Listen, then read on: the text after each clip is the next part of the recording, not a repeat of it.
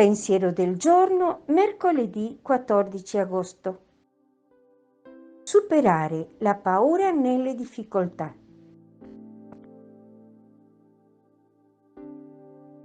Fratelli, chi può separarci dall'amore di Cristo? L'amore di Cristo è l'amore che Cristo ha per noi.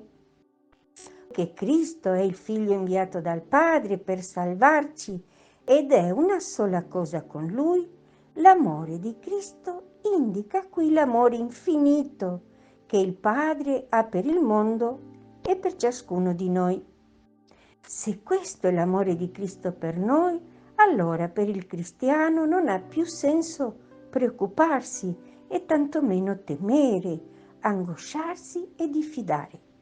Questo è il punto su cui San Paolo vuole attirare la nostra attenzione in modo particolare. L'Apostolo vuole dirci che se riflettiamo sull'amore di Dio per noi, manifestato attraverso il suo Figlio Gesù Cristo, non possiamo più sentirci in colpa, non possiamo più sentirci soli. Cristo e il Padre sono con noi e se sono con noi non abbiamo nulla da temere.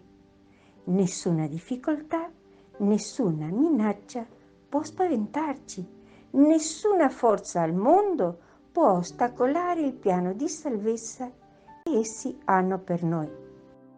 A volte possiamo sentire il peso di molte difficoltà materiali, di ogni tipo e difficoltà spirituali. Possiamo anche provare un senso di angoscia e di paura di fronte alle gravi incognite che il futuro ci riserva.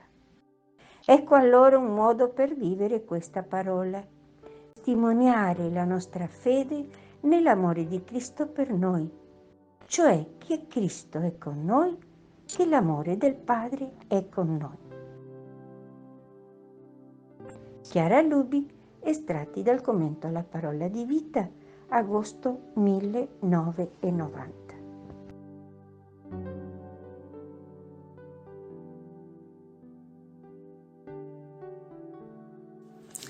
Parola di Vita, agosto 2024.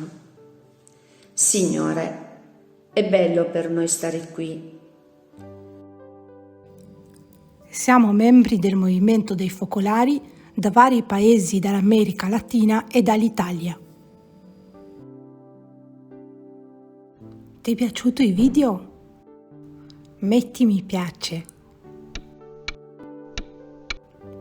Abbonati al canale. Suona la campana.